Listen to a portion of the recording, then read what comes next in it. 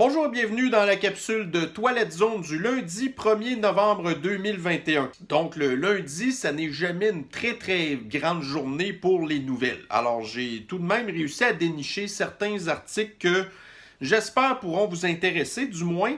À comprendre, comme je vous disais, le but de ma chaîne, entre autres, c'est d'essayer de comprendre le monde dans lequel on vit, ok?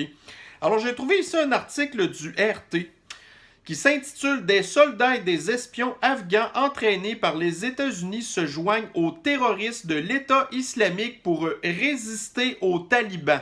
Les talibans accusent depuis longtemps Washington de financer l'État islamique et maintenant ils ont indirectement raison, alors qu'un nombre croissant de soldats afghans et de responsables du renseignement formés aux États-Unis, ou en tout cas par les États-Unis, rejoignent les rangs du groupe terroriste pour combattre les talibans. Les États-Unis ont dépensé 88 milliards de dollars pour armer et entraîner l'armée afghane, seulement pour que les forces afghanes s'effondrent avant la reconquête rapide du pays par les talibans en août. Bien que les talibans aient promis l'amnistie à ce personnel, des histoires de représailles violentes ont circulé et selon le Wall Street Journal, un nombre relativement faible mais croissant d'anciens soldats et espions afghans affluent vers la seule unité qui résiste actuellement au régime taliban, le groupe terroriste État islamique. La branche afghane de l'État islamique, ISIS-K, absorbe avec impatience ces recrues entraînées par les États-Unis. Selon les anciens responsables de la sécurité, les membres des talibans avec lesquels le Wall Street Journal s'est entretenu, certaines anciennes troupes gouvernementales se sont jointes pour un chèque de paix et d'autres faute d'une meilleure alternative au régime taliban. Bien que l'ISIS-K et les talibans soient tous deux des groupes fondamentalistes islamiques, leur idéologie diffère. Les talibans sont une organisation nationaliste à prédominance benjabi, sans objectif déclaré au-delà des frontières de l'Afghanistan, et une tolérance pour les autres sectes musulmanes du pays. L'ISIS-K, en revanche, considère les chiites et les autres sectes musulmanes comme des apostats et vivent à établir un califat islamique mondial, comme l'État islamique a tenté de le faire il y a plusieurs années en Irak et en Syrie. On ne sait pas quelle expertise critique en matière de collecte de renseignements et de techniques de guerre ces nouvelles recrues apporteront à l'ISIS-K, étant donné que l'armée afghane, supposément forte de 300 000 hommes, s'est repliée devant les talibans en quelques semaines avec ses membres, souvent en fuyant ou en se rendant sans tirer un seul coup de feu. Alors, ça vous donne une petite idée de la situation actuelle que traverse l'Afghanistan. Par contre, moi, quand j'ai vu cette histoire-là des soldats afghans et des espions afghans qui avaient été formés par les Américains pour se battre contre les talibans, la première affaire qui m'est venue en tête, en fait, c'est quand les Américains ont fait exactement la même affaire dans les années 80, alors qu'il y avait un certain Oussama Ben Laden qui faisait partie des Moudjahidines qui se défendaient en fait contre les Russes. Alors, les Américains ont beaucoup financé les mouvements Moudjahidines, entre autres. Et puis là, bon, on sait qu'après ça, ils ont réussi à gagner sur les Soviétiques. Mais là, l'histoire, c'est que la montée du terrorisme, dont entre autres des histoires de Oussama Ben Laden, ben après ça, c'est sûr que ça l'a dérapé. Alors, on a ici les Américains. Il y a de ça une couple de semaines, on avait appris qu'ils avaient perdu pour à peu près, je pense, 80 milliards de dollars de matériel entre les mains, en fait, là, qui sont tombés entre les mains des talibans. Puis là, d'un autre côté, vous avez les soldats entraînés par les Américains qui sont en train de se révolter contre le régime taliban. Et puis là, une fois que si ISIS vient qu'à gagner, ben là, qu'est-ce que ça va donner? Donc, tu sais, regardez ici. Si l'État islamique était pas drôle en Syrie puis en Irak, je pense que celui en Afghanistan pourrait être pire, surtout si en plus il se ramasse avec le matériel militaire que les Américains ont donné. Alors tout ça pour dire que, regardez, c'est un gros bordel de merde, toute cette histoire-là. Évidemment, je pense qu'on n'aura pas le choix de regarder encore là la situation se dégrader avec le temps, parce que ça serait très surprenant que ça évolue avec le temps. Alors bref, je pense que c'est une histoire qui méritait là, d'être discutée. Restons toujours dans la géopolitique et surtout le Moyen-Orient où tout va merveilleusement bien. Nous avons ici un article du Washington Times. Ça commence à être un problème. Biden se démène pour arrêter le programme nucléaire de plus en plus dangereux de l'Iran. Les hauts responsables de l'administration Biden ont averti dimanche que le programme nucléaire de l'Iran commence à être un problème et que les États-Unis et ses alliés ont peu de temps pour trouver un accord avec Téhéran avant qu'ils aient suffisamment de matériel en fait pour pouvoir concevoir une bombe nucléaire. Un Iran équipé de bombes nucléaires serait un cauchemar en matière de sécurité nationale et de politique étrangère pour les États-Unis et leur allié régional de longue date Israël. Et pas seulement Israël aussi, l'Arabie saoudite. Une telle évolution refaçonnerait également l'équilibre des pouvoirs au Moyen-Orient et ferait immédiatement de l'Iran l'acteur le plus influent de la région. Et malheureusement backé par la Chine et aussi la Russie. Dans ce contexte sombre, M. Blinken, entre parenthèses, qui est le secrétaire des États-Unis, a dit aux États-Unis, ainsi que ses alliés, qu'il envisage des options, y compris vraisemblablement une action militaire, si la diplomatie échoue et que le programme iranien nucléaire atteint une phase plus dangereuse.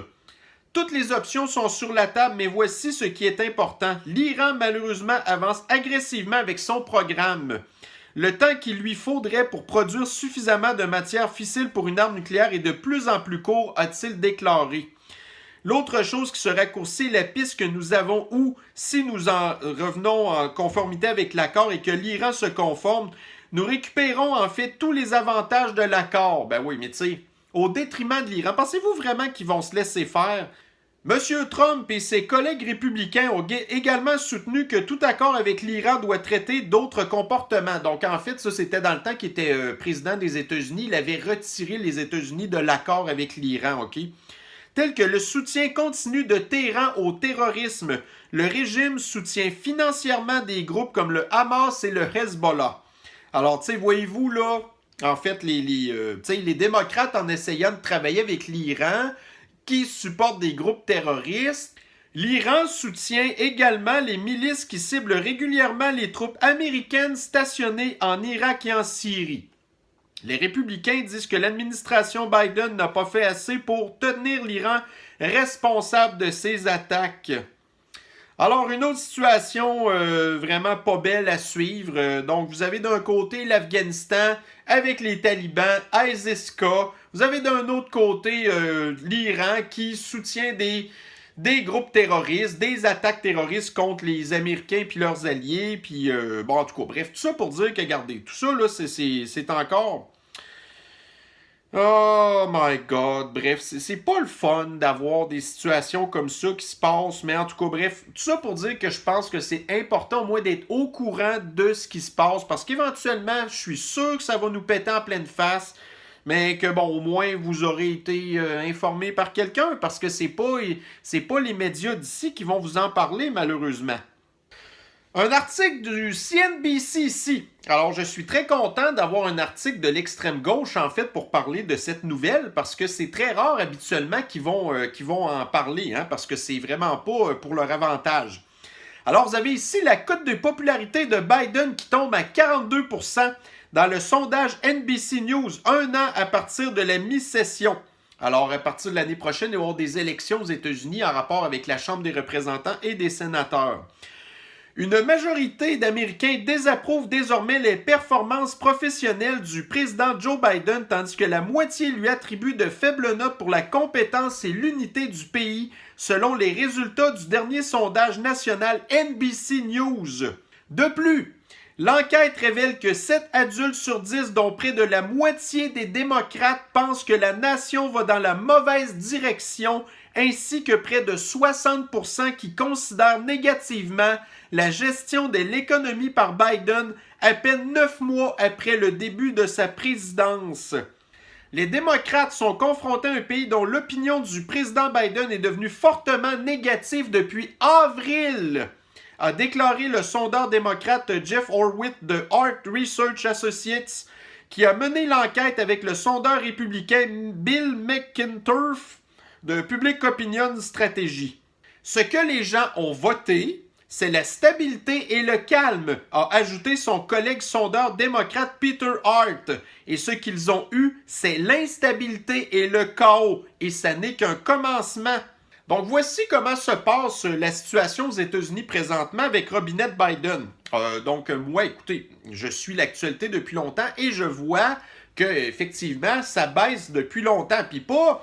Tu sais, depuis le début, les républicains sont complètement désapprouvent le travail de Biden, ce qui est tout à fait normal. Par contre, ce qui est intéressant, c'est de voir les gens qui, tu sais, les démocrates en fait, ou les voteurs indépendants, qui eux, effectivement, on voit que de plus en plus désapprouvent le travail de Biden, OK? Alors, tout ça nous a emmené à un certain phénomène, il y a de ça 2-3 semaines environ, qui fait beaucoup les manchettes aux États-Unis, dont on n'a absolument pas du tout entendu parler dans les médias québécois. Alors, je vais prendre cet article maintenant ici. Donc, nous avons un article de la presse. « Let's go, Brandon! Insulte à Joe Biden. » Lorsque le représentant républicain... En tout cas, bref. L'expression est devenue un code conservateur pour quelque chose de beaucoup plus vulgaire. F. Joe Biden.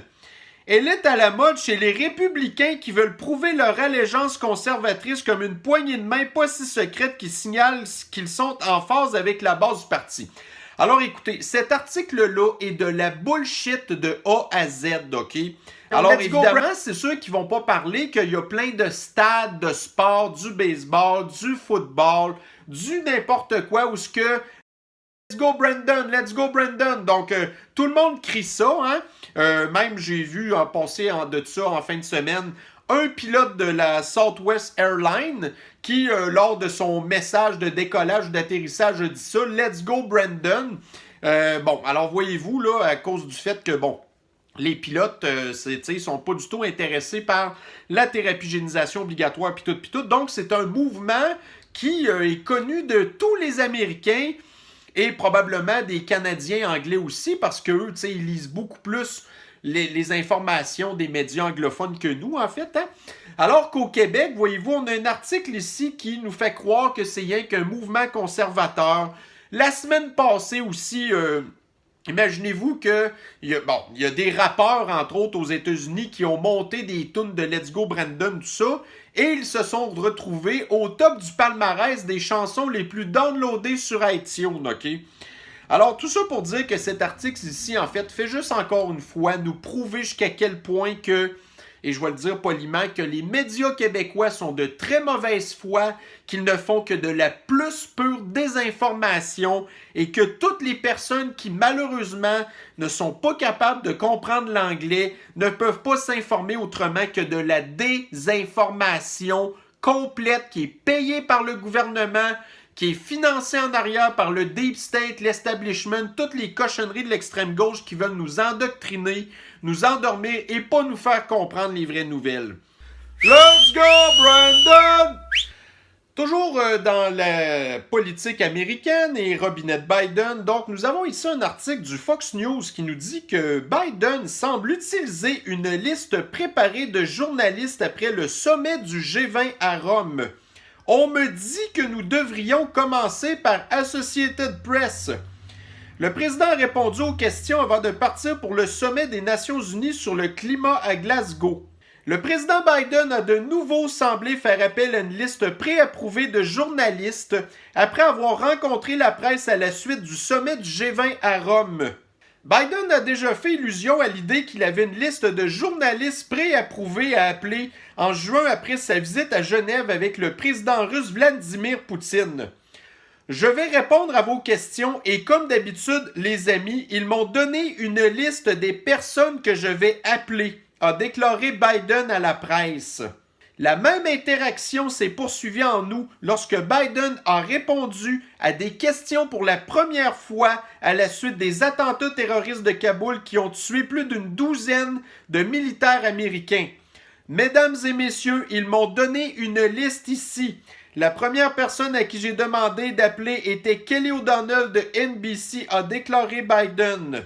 Cela a commencé ce que beaucoup de gens considéraient comme une preuve que Biden n'est pas réellement responsable du moment et de l'endroit où il peut répondre aux questions de la presse.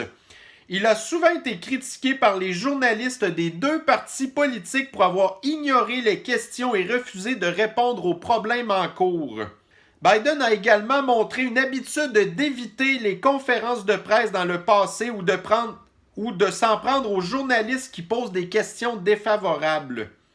Alors effectivement, c'est quelque chose que, bon, non seulement on sait que Biden n'a plus du tout ses facultés, en fait, donc là, on s'interroge vraiment à savoir qui tire les ficelles en arrière, parce que là, on l'a ici, le pauvre vieux bougre, en fait, donc ça, c'est c'est de l'abus des personnes âgées, là, vulnérables, en fait. Alors, bref, là, on parle ici du président des États-Unis, puis, bon, alors, en tout cas, donc c'est vraiment pas du tout la première fois où ce que Biden fait des conneries puis des affaires de même. Alors, pendant que la classe moyenne et le peuple très ordinaire souffrent et se fait imposer toutes sortes d'espèces d'hystérie sanitaire et d'hystérie de la verdofolie, entre autres, nous avons ici, dans le Daily Mail, on apprenait que, en fait, Jeff Bezos a fêté son 70e anniversaire en compagnie de Bill Gates sur son beau yacht qui coûte 2 millions de dollars la semaine. Et que là-dessus, donc le yacht de Bill Gates, en fait, qui vaut... en fait, non, la valeur... Tu sais, la fortune de Bill Gates vaut 136 milliards de dollars. Par contre, là, on ne sait pas combien est-ce qu'il a coûté son yacht. Quoi, je pense qu'il avait coûté plus qu'1 milliard de dollars, OK? Donc, il y a eu plein de visiteurs sur le yacht pour la fête, en fait, là, de Bezos. Donc, les 50 invités, entre autres, ont tous été transportés par hélicoptère. Fait qu'évidemment, c'est sûr que bon. Donc, Bill Gates et Jeff Bezos, qui restent, parce que tous les deux ont un super yacht, en fait, émettent 7020 tonnes de CO2 par année, soit 19 tonnes par jour. Bon. Alors, tout ça pour dire, en fait, que c'est ces gens-là qui veulent, nous faire la leçon, OK, qu'on n'a pas le droit d'avoir des VUS all-drive, puis que vous n'avez pas le droit non plus de prendre l'avion de temps en temps pour vous rendre en voyage, alors que vous avez pourtant travaillé dur pour pouvoir voyager. Mais vous n'avez pas le droit de faire ça alors que ces gens-là... Alors, regardez, voyez-vous, tout ça pour dire, en fait, qu'ils n'ont absolument aucune crédibilité quand ça vient le temps de nous parler du réchauffement climatique puis des changements climatiques, OK? Alors, on n'a absolument pas du tout à écouter ces gens-là. Un article très inquiétant ici, donc le Journal de Québec, pénurie d'enseignants, 40% des aspirants profs abandonnent durant leur étude. Le taux de diplomation des enseignants est faible dans plusieurs universités québécoises. Dans les programmes touchant à l'enseignement secondaire, seulement 56,3% des étudiants terminent leur étude après 6 ans, alors que la durée prévue est plutôt de 4 ans. Alors, système de l'antisanté du Québec capote, ministère de l'Éducation capote aussi, et bon, vous savez, la semaine passée, je vous avais parlé de la relève des médecins. Puis là, ça, c'était une étude en France, mais on est pas mal sûr que c'est la même chose qu'ici. Donc, 75% des étudiants en médecine font déjà de l'anxiété, OK? Puis là, ben, vous avez ici, là, regardez, un très faible pourcentage d'étudiants en enseignement qui réussissent leur patente. Puis là, on a entendu parler aussi beaucoup de ces... En tout cas, ces professeurs qui n'ont absolument aucune formation en enseignement et qui sont présentement enseignants. Donc, on parle du système de l'antisanté capote, système de l'éducation capote aussi. Et pourtant, le système de l'éducation, normalement, c'est là pour former les générations de demain. Alors, non seulement les professeurs sont plus qualifiés, mais en plus, c'est des professeurs de l'extrême gauche communiste woke, là, tu sais. Alors, bref, si vous êtes en mesure de pouvoir faire de l'enseignement à la maison, ce dont je doute vraiment, en fait, là, ou de vous payer encore là des enseignants privés, ce qui est encore moins le cas. En tout cas, au moins, du moins, envoyez vos enfants dans des écoles privées si vous avez les moyens. Parce que moi, en tout cas, si j'avais à avoir des enfants, là, je m'organiserais pour vraiment tout faire pour les éloigner du système public. Petit sujet léger, un article de la presse, on apprend ici que le fisc réclame des millions de dollars à trois joueurs de poker. Alors, donc évidemment, le gouvernement ne va pas faire son travail d'aller courir après les ultra-riches qui font de l'évasion fiscale et qui cachent leur argent dans les paradis fiscaux. Non, non, non. Ils vont tomber sur une couple de personnes qui sont assez bons pour, tu sais, en fait, gagner au poker, là, parce qu'ils ont un certain talent là-dedans, puis que c'est comme leur job de faire ça, en fait, là. Alors, c'est ça. Donc, c'est simplement pour nous dire que, voyez-vous, c'est toujours plus facile de tomber sur une coupe de cas isolés comme ça que vraiment aller s'attaquer à la vraie de vraie corruption qui nous fait perdre, tu sais, au trésor public des milliards, puis des milliards, puis des milliards de dollars en impôts et en taxes non perçues. Bon, ce matin, on m'a informé que votre humble serviteur citoyen lucide se retrouvait sur un site qui s'appelle lesinfluenceursduquebec.com. Bon, alors là, regardez, il y a une petite affaire. Moi, écoutez, c'est pas du tout là parce que je suis content de me retrouver là-dedans, en fait, que je vous parle de ça. En fait, ce que j'étais surtout content, c'est d'avoir constaté que la plupart des personnes qui sont listées là-dedans, leur nom s'y trouve, leur véritable identité, alors que la mienne n'y est pas. Alors, je suis très content de ça parce que, voyez-vous, ça fait plus qu'1 an que je fais des efforts considérables pour garder mon anonymat pleine et entière, ma virginité identitaire, si on peut appeler ça comme ça. Alors, en tout cas, bref. Mais quand même, écoutez, voyez-vous, là, donc, j'ai été quand même, je fais partie maintenant, bref, de la liste select des influenceurs du Québec. Et soit dit en passant, je suis très satisfait de la photo qu'ils ont sélectionnée pour me représenter. Et pour terminer un petit peu avec la Sniffles, nous avons ici TVA Nouvelle Sniffles. La coroner se penche sur la gestion de la crise en CHSLD au Québec. Alors, ce ne devrait pas être la coroner qui s'occupe de ça. Ça devrait être au contraire, au minimum, la Cour supérieure qui peut faire des accusations aux criminels. Alors là, nous avons ici une coroner qui va rencontrer plein de monde. Ils vont faire un rapport, ils vont faire des recommandations. Ça va encore là coûter des millions de dollars. Et après ça, ils vont prendre le rapport en question et ils vont aller le sacrer sur les poussiéreuses étagères en quelque part. Alors que le gouvernement se fiche totalement d'avoir tué des milliers de Québécois, d'avoir créé encore là une hystérie collective, de l'anxiété, d'avoir torturé des enfants, ainsi de suite. Bref, alors tout ça pour dire que ça ne devrait pas être le coroner qui s'occupe de cette affaire-là. Au minimum, puis au mieux, ça devrait être le tribunal des droits de la personne, là. Mais malheureusement, ça va absolument rien donner. Normalement, je pense qu'il était supposé avoir un pseudo-tribunal Nuremberg au mois de novembre. Alors, nous sommes au mois de novembre. J'ai pas entendu parler nulle part que cette histoire-là avait commencé.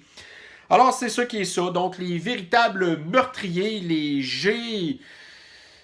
En tout cas, bref, l'art d'enlever la vie prématurément à beaucoup de personnes, OK? Donc, le mot en G, OK? Donc, toutes les personnes comme Fasciste Legault, Himmler Dubé, Sergent Guilbeault, toute la CAQ au complet, les personnes de l'antisanté, le Collège du médecin, bref, tout ça, ces gens-là, vous savez tout, alors, ils sont toujours en liberté, alors que nous avons une coroner qui va nous arriver avec un rapport fantoche.